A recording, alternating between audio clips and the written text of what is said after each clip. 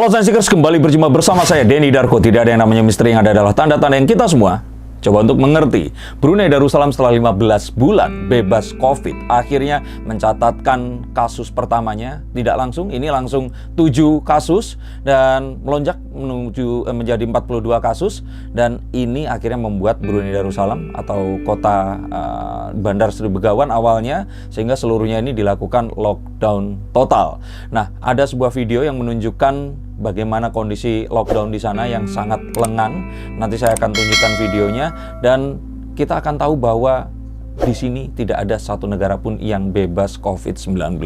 Nah, mengapa tapi akhirnya banyak sebuah berita kemarin itu yang meng-compare antara kenapa Indonesia tidak meniru saja Brunei Darussalam ini penanganannya seperti apa. Terus kemudian mengatakan bahwa Brunei akhirnya bebas COVID karena berdoa terus melakukan munajat dan sebagainya. Apakah itu salah? Ataukah memang seharusnya melakukan itu saja atau apapun itu? Nah, kita akan lihat menggunakan kartu apa yang sebenarnya terjadi. Yang kita ketahui di sini 33% penduduknya ini sebenarnya sudah divaksin pada tahun 2020 dan seharusnya sudah meningkat lebih jauh lagi. Tapi sebelum kita mengetahui apakah kita harus meniru Brunei Darussalam atau tidak, kita akan coba untuk tahu apa yang sebenarnya membuat Brunei Darussalam ini bisa mengendalikan COVID hingga 15 bulan tidak ada sama sekali terjangkitnya kasus di negara itu tadi. Yang pertama ingin saya sampaikan dan kayaknya ini nggak banyak orang tahu bahwa sebenarnya Brunei ini negara yang sangat kecil. Kecil dalam artian apa? Jumlah penduduk. Jumlah penduduknya ini hanya 459.000 orang. Mungkin kalau nggak sama yang nggak tercatat total mungkin 500.000 orang. Nah, perbandingannya nggak usah Jakarta, nggak usah Bandung, Surabaya, Semarang, Jogja. Kota kecil saya di Tulungagung, Jawa Timur, ini jumlah penduduknya adalah 1.089.775. Karena saya sudah keluar ya mungkin 774. Ini 500.000-nya sekitar laki-laki, sisanya juga wanita. Dan ini penduduknya itu cuma setengahnya Tulungagung. Di dalam sebuah batas yang sangat ketat, sehingga kalau menurut saya wajar jika ternyata perbatasan ini dijaga ketat dan erat. Dan seperti disampaikan oleh Menteri Kesehatannya bahwa penularan ini terjadi setelah adanya ini dicurigai orang-orang yang dari Malaysia masuk secara ilegal ke negara tersebut.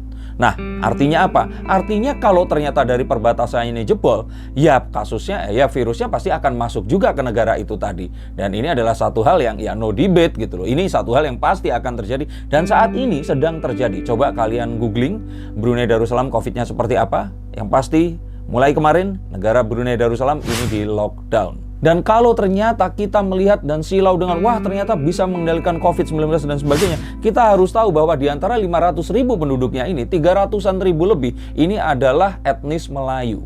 Mereka ini mayoritasnya 2/3-nya lebih ini adalah etnis Melayu.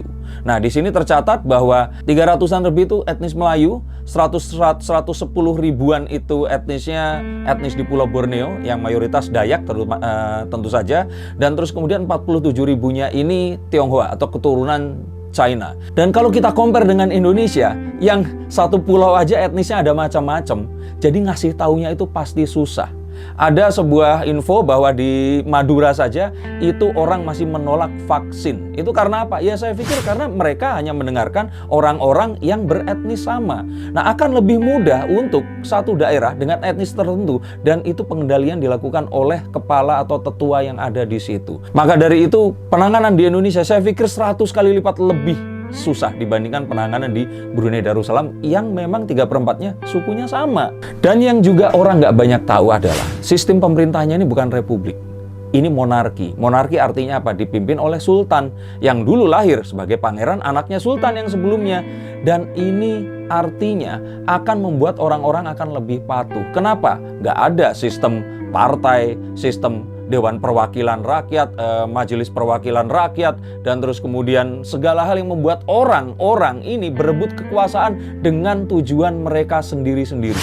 Jadi ya semuanya nurut dengan sultan. Gak ada orang yang mau cari selamat sendiri, mempergunakan sebuah isu, memenggal sebuah informasi, terus kemudian dipelintir, dan untuk menyampaikan satu narasi yang salah, agar masyarakat ini melakukan sesuatu yang mereka inginkan, apakah itu melawan pemerintah, meminta ganti presiden, dan apapun juga. Sehingga fokusnya untuk penanganan penyakit, tidak yang lain. Dan ini adalah satu hal yang kita lupakan. Kita pengen kayak Brunei, tapi saat kita harus menjadi sistem monarki dipimpin oleh raja, orang-orang Indonesia tentu saja nggak akan pernah mau. Karena apa? Terdiri dari banyak suku dan punya banyak kepentingan. Dan kalau kita memang mau menyelidiki lebih jauh lagi, ini sudah turun-temurun. Jadi dia sebelum jadi sultan, itu pangeran, anaknya sultan lagi, artinya tidak akan pernah ada pergantian pemerintahan. Artinya apa? Ya, masyarakat akan fokus kepada kehidupan aja mereka seperti itu. Karena kekuasaannya nggak akan pernah bisa dibeli, kecuali ya terus tiba-tiba akan menjadi mantunya sultan. Atau tiba-tiba terjadi ya tentu saja pemberontakan itu sendiri. Dan Sultan Brunei Darussalam, Sultan Hassanal Bolkiah ini tercatat sebagai orang terkaya nomor 2 kalau tidak salah di dunia. Tercatat ini di majalah Forbes, dia itu nomor 2 setelah Ratu Elizabeth kedua kalau tidak salah. Dan ini artinya apa? Beliau yang kalau kita lihat, coba nanti kalian lihat koleksi mobil Sultan Hassanal Bolkiah, ini Rolls Royce-nya ada berapa banyak dengan semua kekayaannya. Saya pikir ya ini satu hal yang wajar kalau ternyata semua orang ini akan takut, dan saat diutus untuk Sultan melakukan sesuatu ya pasti akan menurut.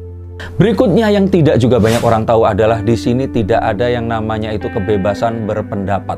Jadi nggak akan pernah rakyat mengatai kepala negaranya ini presiden kodok, atau dikatakan kalau beliau ini adalah anggota dari partai terlarang dan sebagainya. Akan hilang kalau di sana. Jadi kalau memang mau pengendaliannya itu benar-benar serius, ya harus nurut sama pimpinannya. Tapi ya susah. Kalau tidak ada tangan besi, tidak ada hal seperti ini, maka informasi dan kebebasan pendapat itu akan gampang sekali untuk dinyatakan. Dan terjadilah apa yang terjadi di Indonesia seperti sekarang ini. Jadi kalau saya pikir ini adalah faktor kenapa di Brunei Darussalam pengendaliannya akan begitu jauh lebih mudah. Terutama juga kebebasan pers. Nah di sini tuh pers nggak bisa tuh, misalkan nyarin berita khusus yang anti pemerintah seperti itu, atau tidak menceritakan sesuatu yang akhirnya menjadi pencapaian pemerintah. Nah akhirnya ini adalah satu hal yang ya akan lebih mudah, karena apapun yang dilakukan pemerintah ini nggak akan ada orang yang mengkritik. Nah, apakah itu betul atau salah? Ya, kita nggak ngomongin masalah itu. Tapi yang pasti di sini, semua orang akhirnya menuju ke satu tujuan. Artinya tidak ada orang yang memiliki kepentingan yang berbeda. Dan nggak akan ada perdebatan kayak di sini. Semua orang merasa benar. Semua orang pergunakan narasi mereka. Dan semua orang berusaha untuk memajukan kepentingannya dan tidak mempedulikan kepentingan negara yang utama. Dan inilah yang sangat disayangkan. Maka daripada itu akan sangat mudah untuk Brunei menjaga ini semua. Dan kalau menurut saya ini adalah satu hal yang sama seperti mengontrol sebuah kecamatan di satu daerah di Jakarta. Karena ini kebayang 500.000 orang saja. Dan walaupun mungkin kalau untuk ukuran desa itu besar, tapi ini untuk ukuran kota, jangankan itu tadi Jakarta, kita samakan dengan kota saya yang Tulungagung aja, ini yang 2 kali lipat penduduknya, itu ya kita lihat bahwa mengendalikannya saja susah. Jadi ya kalau Brunei seperti ini harusnya nggak usah terlalu silau lah, karena memang kondisinya di sana semuanya itu jauh berbeda dengan kondisi di Indonesia. Maka daripada itu sebenarnya satu hal yang ingin disampaikan adalah jangan silau terhadap saat semua orang berdoa, semua orang di sini memohon kepada Tuhan Yang Maha Esa sehingga Brunei Darussalam ini terbebas dari COVID-19 karena membaca kitab suci selama sekian lama terbebas. Oh iya, itu adalah satu upaya kita untuk memohon kepada Tuhan Yang Maha Esa.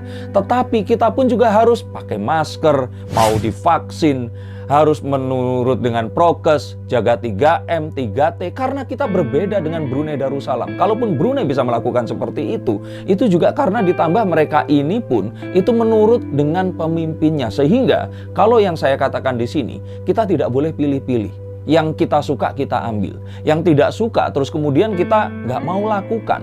Nah, ini saya lihat dari sebuah berita yang akan saya bacakan di sini. Ini ada Brunei 0 kasus, oke?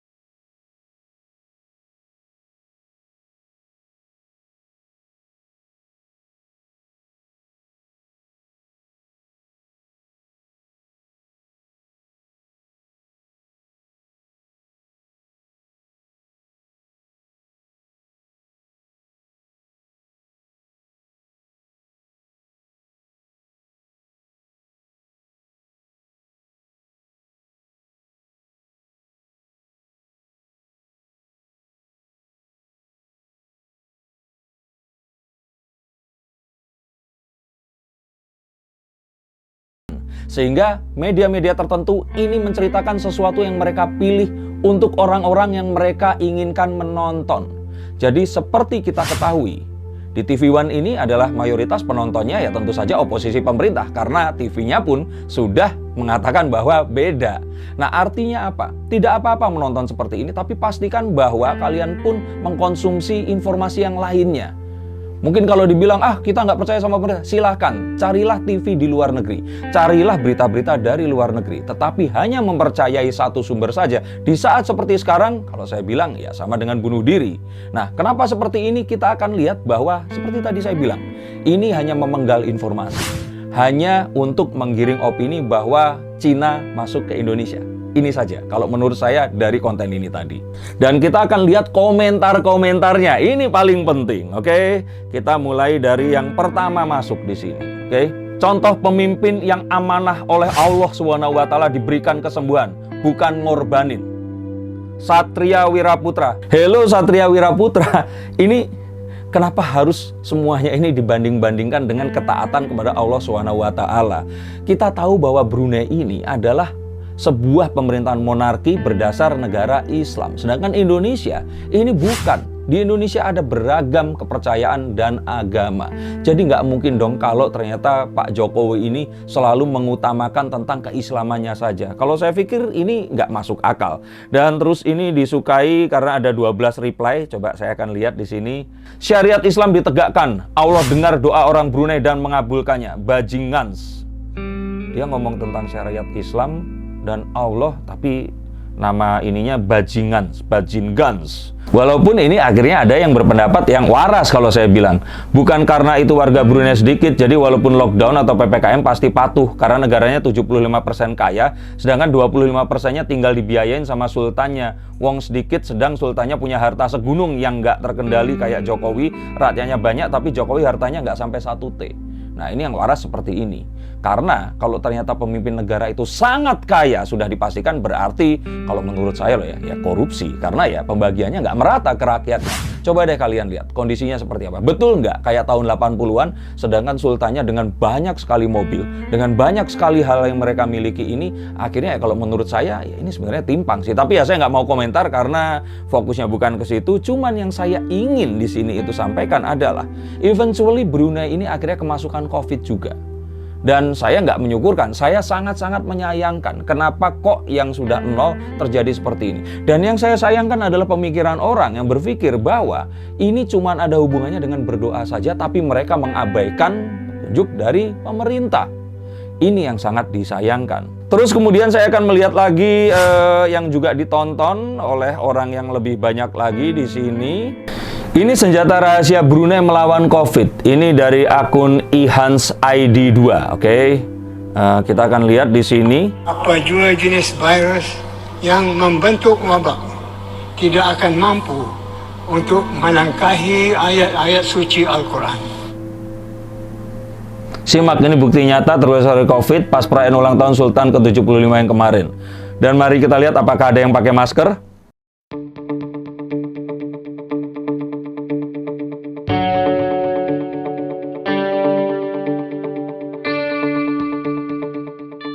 Tetapi ya kembali lagi di sini, apakah memang ternyata hal-hal yang lain ini juga kalian mau? Seperti tadi saya bilang, pers kebebasannya diambil, terus mereka memperkaya diri juga nggak peduli dengan apapun itu. Jadi kalau menurut saya ya, kembali di sini, jangan kita terpengaruh oleh media itu. Karena media ini kadang-kadang mengambil sesuatu yang mereka sukai dan mereka tidak memberikan seluruh informasi secara penuh. Dan ingat, apapun yang saya katakan juga berpotensi seperti itu.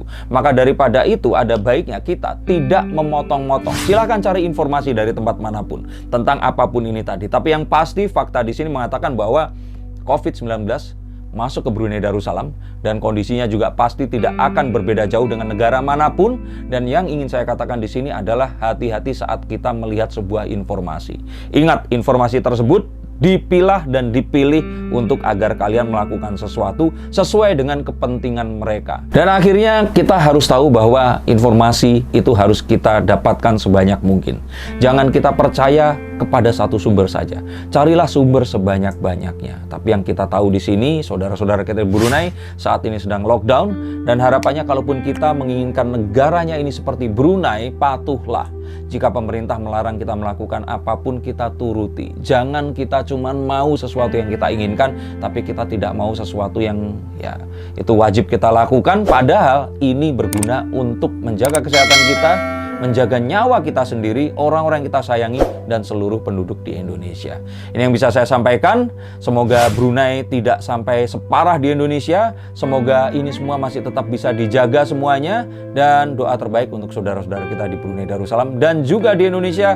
Dalam kondisi seperti ini kita taati PPKM. Semoga di tanggal 16 Agustus dan 1 minggu setelahnya kita akan bisa terbebas sepenuhnya dan kembali seperti sedia kala. Terima kasih, sampai jumpa dan salam.